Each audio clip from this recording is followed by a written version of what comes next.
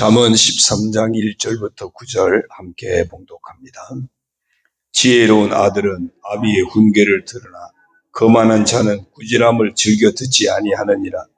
사람은 입의 열매로 인하여 복록을 누리거니와 마음이 괴사한 자는 강포를 당하느니라.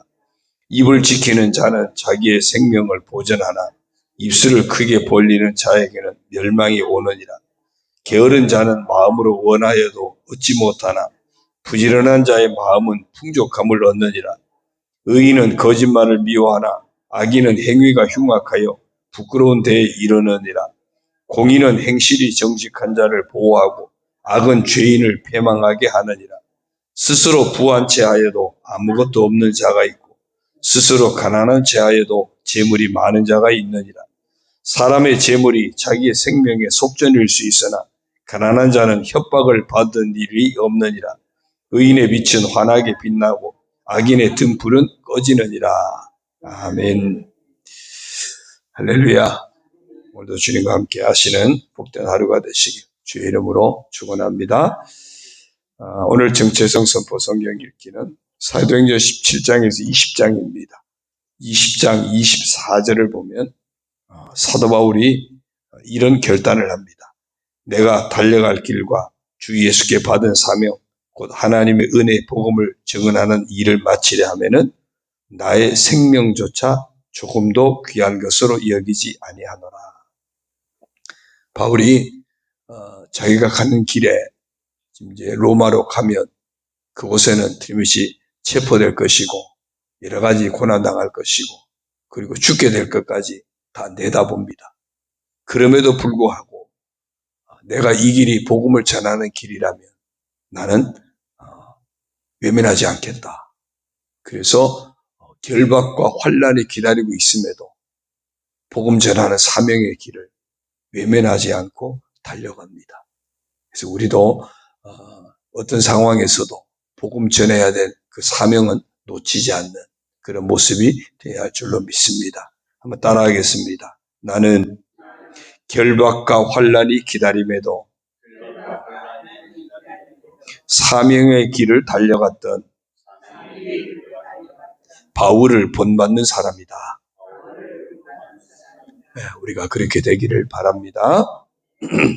이제 오늘 잠언 13장 1절에서부터 9절 여전히 계속해서 하나님을 경외하고 또 하나님 말씀을 품은 그런 지혜로운 의인, 하나님의 자녀된 그 모습은 어떤 모습일까?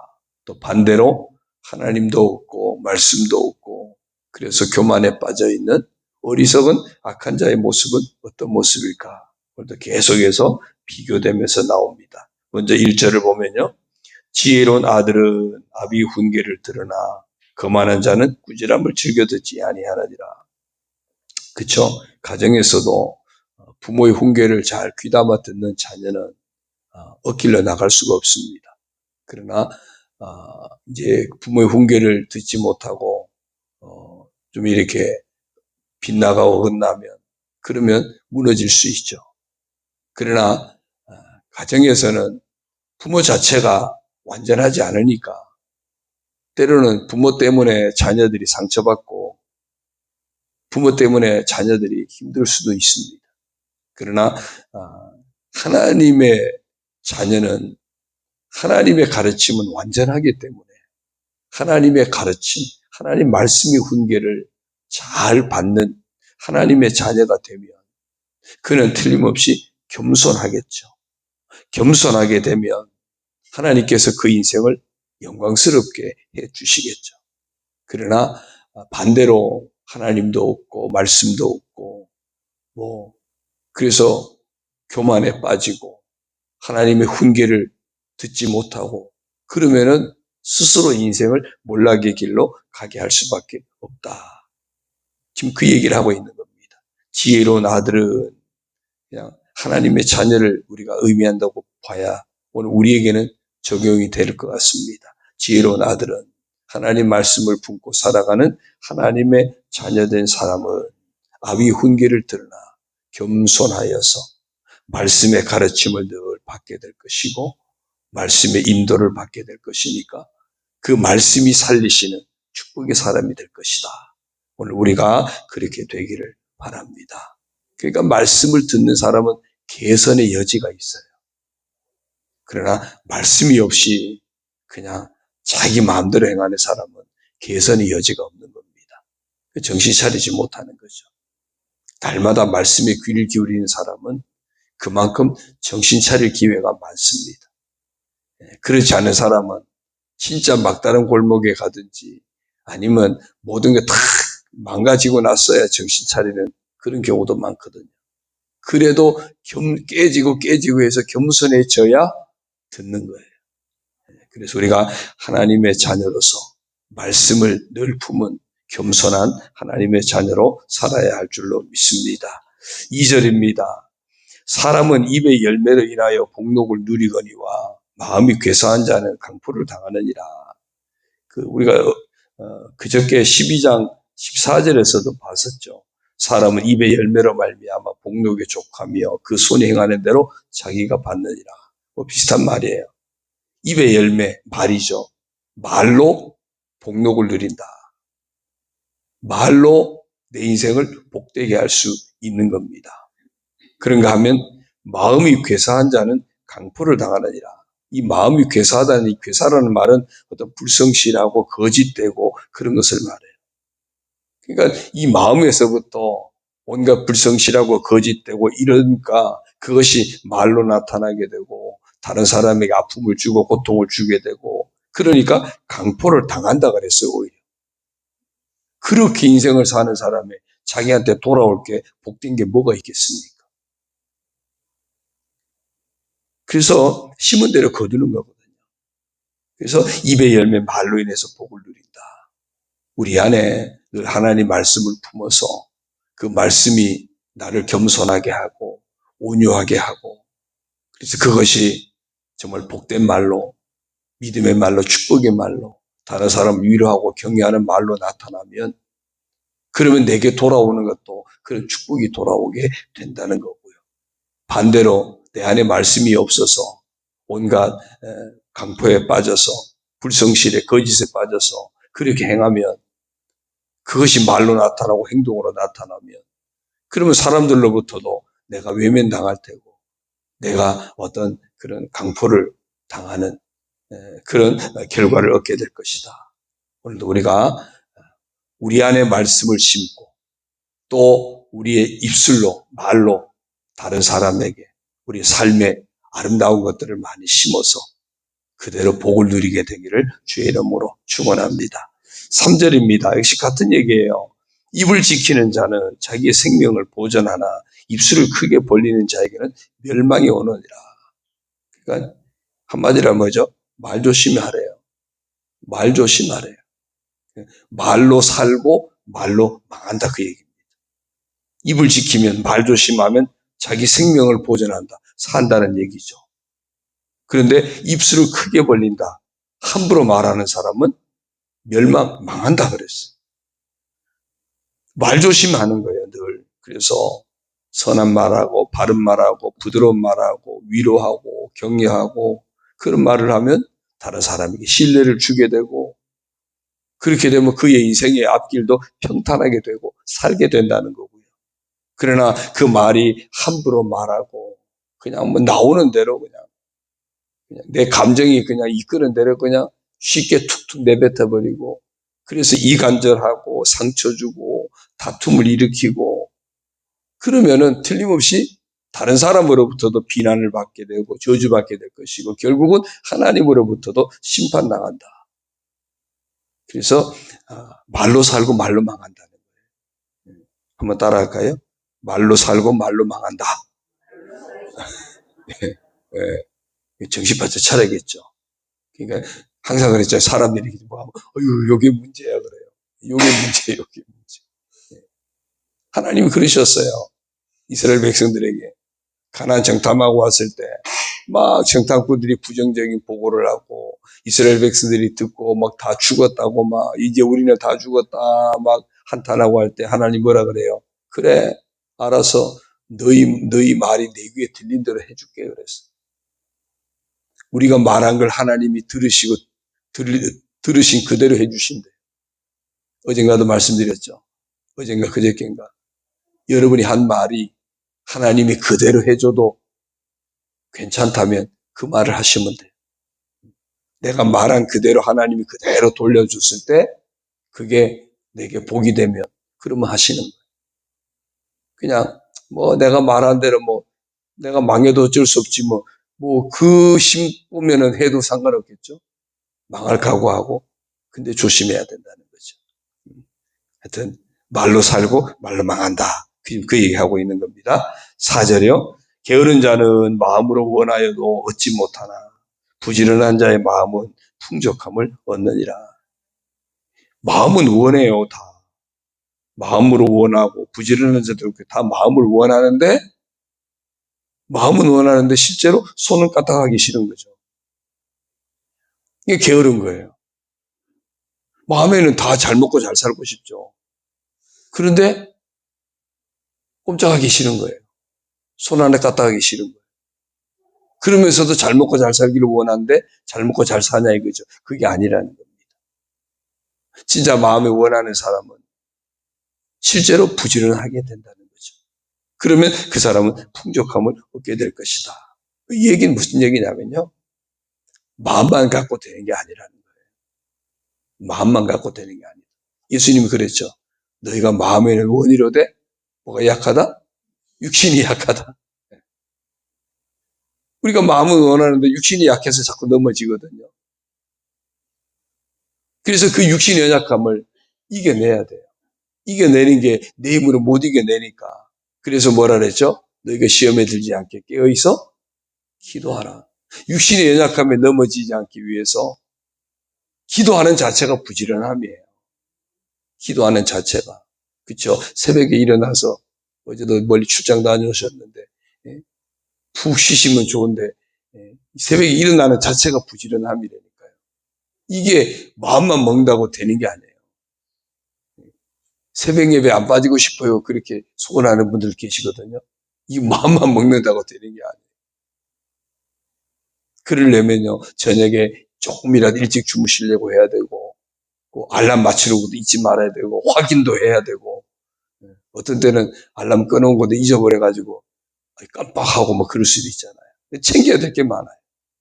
그게 다 일종의 부지런함이거든요. 오늘 우리가 이 마음의 연약함이 그걸로 끝나는 것이 아니라 하나님을 더 의지하고 오히려 순간순간 결단하면서 영적인 부지런함으로 바뀌어지길 바랍니다. 그래서 영적인 게으름이 더 무섭다 그랬죠. 영적인 부지런함으로 바뀌어져야 됩니다. 5절입니다. 의인은 거짓말을 미워하나 악인은 행위가 흉악하여 부끄러운 데 이르느니라. 거짓말을 미워한다. 악인은 행위가 흉악해서 부끄러운 데 이른다. 의인은 언제나 정직함을 추구하는 거예요. 거짓말을 미워한다는 얘기는 뭐예요? 언제나 정직함을 추구하는 사람이 의인이에요. 그런가 하면 악인은 다르겠죠. 흉악하다 그랬어요. 흉악하다. 이게 다른 의미로 보면 아주 냄새가 진동한다는 거예요. 악취가 진동한다는 겁니다. 그러니까 그 사람은 부끄러움 당하는 거죠. 부끄러움 당하는 거예요. 사도 바울이 뭐라 그랬어요? 너희는 그리스도의 향기니 그랬어요. 그리스도의 향기니. 우리는 예수 믿는 사람으로 예수님의 향기를 나타내야 되거든요. 그게 어떤 모습인지를 우리는 늘 잊지 말아야 돼요. 근데 분명히 예수 믿는 사람 같은데 늘 성경 끼고 교회는 다니는데 그 사람 말하는 거나 행동하는 거나 보면 도대체 향기로운 모습이 없는 거예요. 오히려 그냥 쾌쾌한 냄새가 맨날 난다고 생각해 보세요. 너희는 그리스도의 향기다. 오늘 내게서 정말 믿음의 사람답게 정말 정직하고 진실하고 착하고 의로운 그런 주님의 향기가 나타나는 우리가 되어야 할 줄로 믿습니다. 악취를 풍기면 나도 욕먹고 예수님도 욕먹고 교회도 욕먹고 다 욕먹는 거예요. 진짜 가부식기 망신을 당하는 거예요. 모두가 다. 자, 6절입니다. 공의는 행실이 정직한 자를 보호하고 악은 죄인을 패망하게 하느니라. 우리가 믿어야 돼요. 바르게 살면 반드시 하나님이 기억하신다. 믿어야 돼요. 이 공의는, 공평한 의의는요, 행실이 정직한 자를 반드시 보호할 것이다. 왜? 진짜 공의는 하나님이시거든요. 그게 하나님의 섭리예요.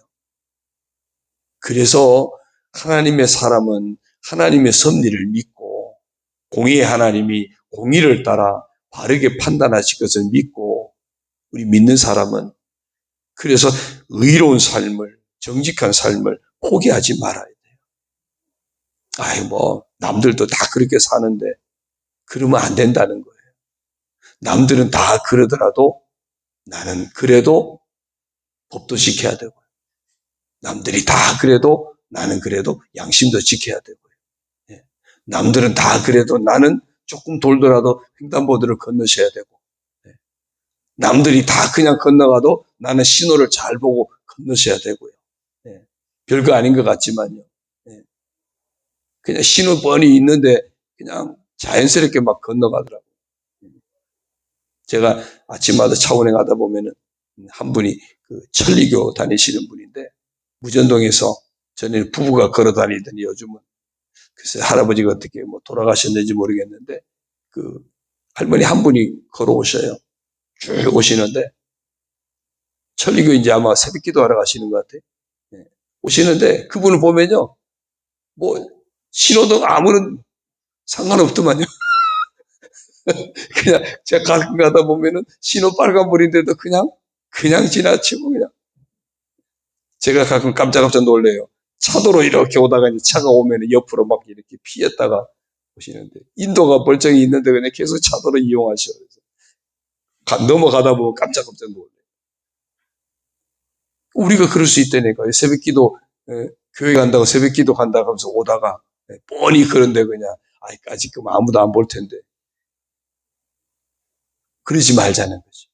그러지 말자는 거예요. 그래서 반드시 공의의 하나님, 공의로 나타내실 거기 때문에 우리는 그리스도인다움을 어떤 상황에서도 포기하지 않도록 돌아보고 회개하고 또 고치고 또 고치고 포기하지 않는 그런 우리가 되기를 바랍니다. 7절입니다. 스스로 부한 자여도 아무것도 없는 자가 있고 스스로 가난한 자여도 재물이 많은 자가 있느니라. 이거는 어쩌면 겸손함을 의미하고요. 또 진실함을 의미합니다. 그러니까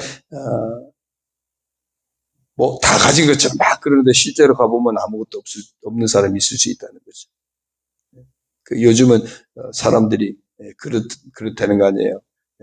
집 팔아가지고 집은 전세로 하면서 차는 외제차 좋은 차 타고 다니고 막 그런 데잖아요. 그러니까 어떤 사람은 사업상 또 그래야 또 이렇게 알아주긴 한다고 그러더라고요. 하여튼 나름대로 이유가 있을 테지만 어쨌든 중요한 것은 여기서 우리가 내면이 위선이냐 진실이냐 교만이냐 겸손이냐 그 문제를 이야기하고 있는 겁니다. 우리 속에 위선이 아닌 늘 진실을 품어야 되고 교만이 아닌 겸손을 놓치지 말아야 함을 일깨워 주는 겁니다. 8절입니다. 사람의 재물이 자기 생명의 속전일 수 있으나 가난한 자는 협박을 받을 일이 없느니라. 그러니까 도둑이 아무 집에나 들어오겠습니까? 그래도 뭔가 있는 걸 아니까 들어오는 거예요. 그렇죠? 저 집엔 가야 아무것도 없다. 내가 보태줘야 된다 그러면 그게 도둑이 들어오겠습니까? 그러니까 내가 많으면 지켜야 될 것도 많아요. 그럼 없으면 굳이 지킬 게 없겠죠. 이 이야기는 무슨 얘기냐면 모든 사람들이 다 물질로 모든 게 해결된다고 생각하는 세상은 물질 만능이잖아요. 그런데 꼭 그렇지 않다는 거죠. 물질이면 다 될 것 같은데 물질이 많으면 그것 때문에 힘들고 어려운 것도 많이 있을 수 있다. 그러니까 우리가 인생을 살면서 많고 적음이 아니라 하나님의 사람이라면 어떤 상황에서든지 하나님의 사람다움을 잃지 말라는 겁니다. 그냥 없으면서도 있는 척하고 있으면서도 엄청 그러지 말고 그냥 내가 주어진 그 상황에서 하나님의 사람이라면 하나님의 사람답게 그게 나를 지키는 거예요. 나를 지키는 겁니다. 9절입니다. 의인의 빛은 환하게 빛나고 악인의 등불은 꺼지느니라. 여기서 빛은 오르라고 하는 히브리어 단어인데요. 태양빛과 같은 거예요. 계속 빛이 끊어지지 않는 영속적인 그런 강한 그런 빛이, 그러니까 의인에게는 그런 복이 임할 것이라는 거예요. 의인에게는 그렇게 끊어지지 않는 아주 강렬한 빛이 끊어지지 않는 것처럼 그렇게 하나님이 밝고 빛나는 인생이 되게 해주시겠다. 그러나 악인은 등불이라 그랬어요. 이 등불은 내르라고 하는 단어인데 그냥 촛불 같은 거예요. 일시적으로 밝혔다가 후 불어버리면 꺼지는 임시적인 불이에요. 그러니까 우리 등은 필요하면 켰다 껐다 하잖아요.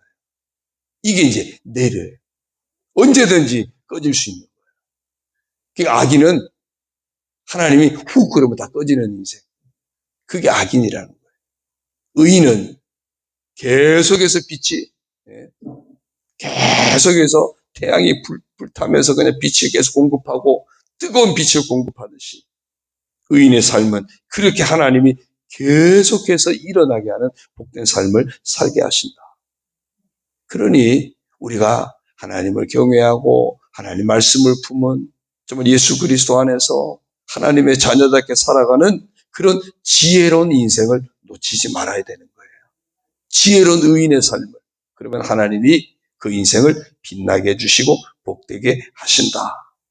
우리가 늘 그렇게 여겨서 오늘도 하나님을 경외하는 사람답게 하나님 말씀을 품은 사람답게 말도 조심하고 또 정직하게도 행하고 하나님의 사람답게 예수님의 향기도 나타내는, 그래서 하나님이 여러분을 빛나게 해주시는 그런 복된 삶의 주인공이 다 되기를 주님의 이름으로 축원합니다. 기도드립니다. 하나님 아버지 고맙습니다.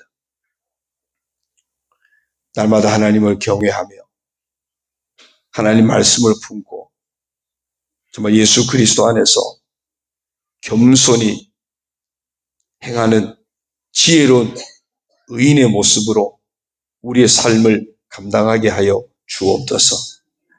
그런 하나님의 사람답게 늘 말도 조심하게 하시고 하나님의 사람답게 복된 말을 하게 하시고 하나님의 사람답게 정직함도 잃지 않게 하시고 하나님의 사람답게 그리스도의 향기를 나타내는 복된 삶이 되게 하여 주셔서 하나님이 정말 그 인생을 계속해서 빛나게 하는, 더 계속해서 복되게 하는 그런 우리 축복의 주인공들이 다 되게 하여 주옵소서. 아버지 하나님, 그래서 하나님이 기뻐하시고 하나님이 날마다 은혜 베푸시고 정말 행한 그대로 하나님이 마음껏 복 주시는 그런 우리 성도들, 귀하고 복된 삶들이 다 되게 하여 주옵소서. 아버지 하나님, 오늘 하루도 이런 믿음을 지키며 살게 하여 주시고 하나님의 사람답게 살아가게 하여 주옵소서. 특별히 우리가 놓치지 말아야 할 것, 어떤 상황, 어떤 환경이 있든지 정말 우리를 통해서 복음이 증거되어야 되는 그리스도의 향기임을 잊지 않고 사명을 놓치지 않는 깨어있는 믿음의 사람, 결박과 환난이 기다림에도 사명의 길을 놓치지 않았던 바울처럼 어떤 상황에서도 그리스도의 향기를 품는 그 삶을 놓치지 않는 사명의 사람으로 살아가게 하여 주옵소서. 이 아침에도 불러주시니 감사합니다. 이제 아버지 앞에 간구하며 나아갑니다. 응답하여 주옵소서. 서로 품고 중보하며 나아갑니다. 아버지 하나님 곳곳에 응답의 은혜로 가득가득 채워 주옵소서.